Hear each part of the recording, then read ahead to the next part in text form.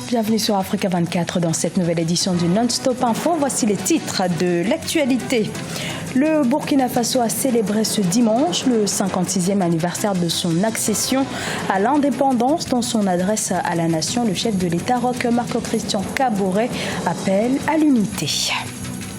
Artiste polyvalent, amoureux de musique et de poésie, Meshak Adjao continue de briller sur la scène musicale béninoise et au-delà.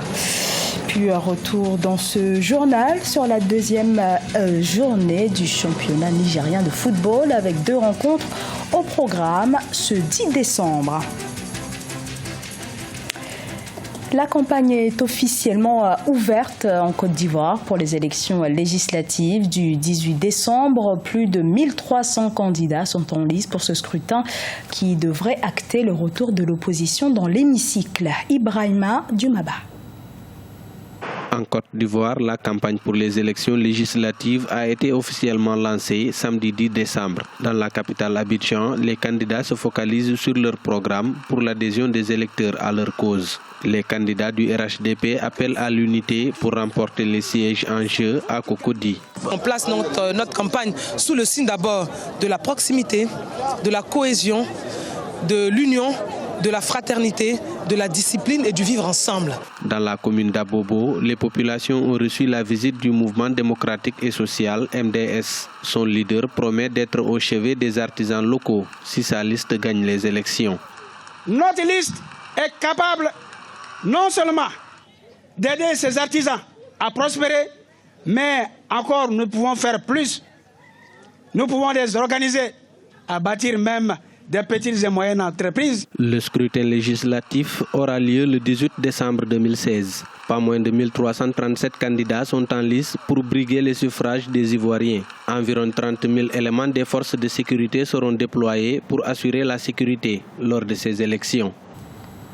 Ce dimanche 11 décembre, les Burkinabés ont célébré leurs 56 ans d'indépendance. Le chef de l'État, Roch Marc Christian Kaboré, s'est adressé à ses concitoyens à cette occasion dans un contexte de mouvement de grève qui paralyse le pays depuis des mois. Le message du président s'est surtout axé sur l'unité et le rassemblement. Deogracias Podo.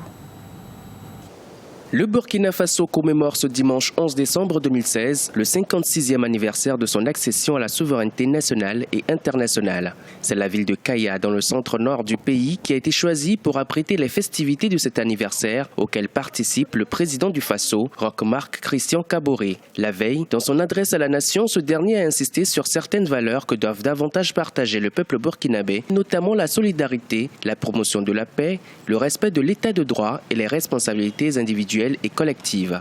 Je réaffirme ici ma disponibilité et celle du gouvernement au dialogue et à la concertation avec tous les partenaires sociaux, sans démagogie, sans excès ni faiblesse et dans le respect mutuel. Il faut que chaque Burkinabé se sente interpellé pour apporter sa pierre à la construction nationale. Nous devons porter au plus haut les valeurs qui font la dignité des Burkinabés, à savoir le travail, l'intégrité et l'amour de la patrie.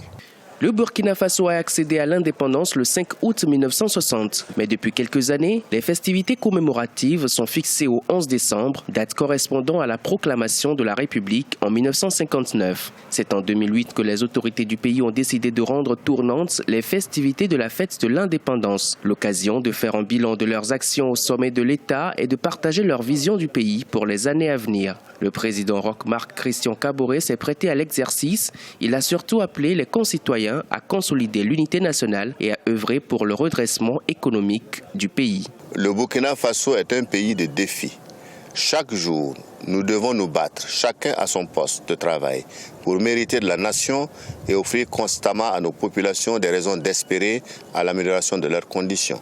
Le gouvernement mettra tout en œuvre pour être à la hauteur de ses responsabilités, en recherchant les solutions appropriées aux préoccupations des Burkinabés. Les festivités de la célébration de la fête de l'indépendance au Burkina Faso ont démarré depuis plusieurs jours, avec notamment des activités ludiques ou commerciales. Une foire d'exposition a été lancée depuis le 4 décembre 2016. La manifestation se déroule autour du thème « Démocratie, défis sécuritaires et progrès économique et social ». Elle concerne les acteurs du monde rural, agro-silvopastoral et économique du Burkina Faso. En Algérie, la nouvelle ligne ferroviaire reliant Birtouta à Zeralda dans la Walia d'Alger, au nord du pays, a été inaugurée ce dimanche par le président Abdelaziz Bouteflika. Cette ligne, qui desservira 13 gares, est opérationnelle à compter de ce lundi 12 décembre. Elle permettra de regagner la capitale en seulement 40 minutes à partir de Zeralda. Cette nouvelle ligne peut accueillir jusqu'à 50 000 voyageurs par jour. Après avoir collaboré avec notamment Lionel Loueke ou encore avec John Arcadius, Meshak Adjao, un musicien polyvalent béninois, grand passionné de flûte, poursuit son ascension. Rencontre avec cet artiste qui, du bout du souffle, continue de faire vibrer les mélomanes. Reportage Leptioun. Le musicien Meshak Kofi Adjao valorise les variétés musicales du Bénin. Né dans une famille d'artistes, il a très tôt été bercé dans l'environnement culturel béninois grâce à son feu père Guillaume Kofi Adjao, alors grand acteur culturel du Bénin.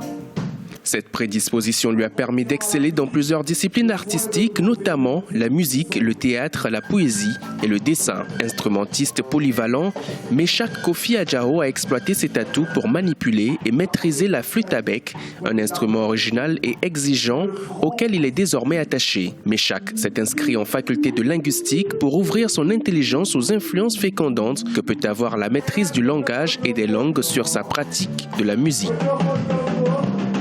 J'ai ressenti que pour faire une carrière qui se respecte, je ne pouvais pas continuer à jouer à un instrument qu'on pouvait trouver par milliers sur un festival à l'étranger.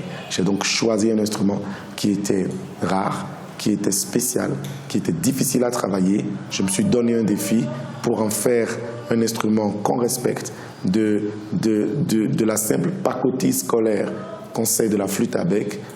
J'en ai fait modestement un instrument de scène. Le savoir-faire et la dextérité de Meshak Kofi Adjao lui ont valu le surnom de dompteur des flûtes. De 1998 à 2016, Meshak Adjao a parcouru l'Afrique et l'Europe grâce à sa formation et son art, en collaboration avec plusieurs têtes d'affiche de la musique africaine et internationale. Il s'engage aussi à transmettre la passion de la musique à la jeune génération, d'où la mise en place en 2008 du premier label de formation musicale, Clé de Soleil, qui est devenu en 2014 Benin Music Institute. L'entrepreneuriat pour moi est une nécessité parce que là où le pouvoir de l'État ne prend pas des initiatives, le privé est obligé de mettre la main à la pâte pour qu'on ne passe pas notre vie à dire « ils ne l'ont pas fait ». Meshak Kofi Adjao a à son actif un disque thématique axé sur Noël, publié en 2014. Le deuxième et troisième intitulé « Éclat de verre et couleurs du Si » en cours d'élaboration sont annoncés pour bientôt. À travers l'album Couleurs du Si, Meshak Kofi Adjao entend présenter le kaléidoscope de la musique béninoise afin de valoriser la carte sonore contemporaine et touristique du pays. Du football avec la deuxième journée du championnat nigérien. Deux rencontres de choc étaient au programme ce samedi 10 décembre avec notamment le très attendu match qui a opposé la garde nationale du Niger à l'association sportive des forces armées. Reportage Sadou Alizé Mouktar, notre correspondant au Niger. Deux affiches alléchantes étaient au programme de la deuxième journée du championnat national. Le premier choc a opposé l'association sportive des forces armées nigériennes à son homologue de la garde nationale du Niger. Une rencontre qui annonçait un combat acharné entre deux équipes qui visent le titre de champion. Finalement, il n'a rien eu de spectacle annoncé. Aucune des deux écuries n'a véritablement imposé son rythme habituel. Il a fallu la 91e minute de jeu quand sur une erreur du défenseur central, l'attaquant de l'AS Fan fusille le portier de l'ASGNN, Moussa Alzouma, à bout portant et marque l'unique but de la rencontre. C'est dommage, c'est le football. Il faut qu'il y ait toujours un perdant et un gagnant. Ils ont gagné. Mais je suis vraiment déçu. L'essentiel, c'était d'avoir le gain du match. Le but a été tardif. c'est bien que l'état d'esprit soit maintenu jusqu'au bout, parce qu'on s'était dit que quel que soit le salon du match, il fallait rester concentré. La deuxième rencontre a opposé toujours au stade municipal les verts et blancs du Sahel Sporting Club aux bleus de l'AS Douane. Une rencontre rythmée et très disputée avec une allure de derby. Si les deux équipes sont rentrées bredouilles à la mi-temps, Ismaël Alassane Pelé se faufile dans la défense des Bleus pour ouvrir le score à la 55e minute. Victorien Adebayor marque à la 65e minute sur penalty.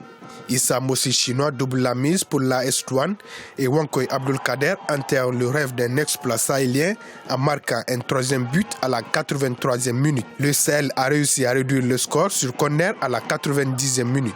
Un match plein de rebondissements pour une victoire finale de l'AS Douane, 3-2. On a travaillé que 21 jours avant le démarrage du championnat. Bon, j'espère que les 4-5 premières journées vont aider véritablement les joueurs à relever leur niveau physique et aussi leur capacité à jouer. Je pense qu'aussi dans ce match, aussi l'arbitre est venu leur faciliter la tâche. La rentrée de Wankoy, la rentrée de Wassiou, on a encore plus pesé dans le camp adverse. Bon, en fait, c'était ce qu'on cherchait. Peut-être les premiers qui ont démarré n'ont pas su vite compris.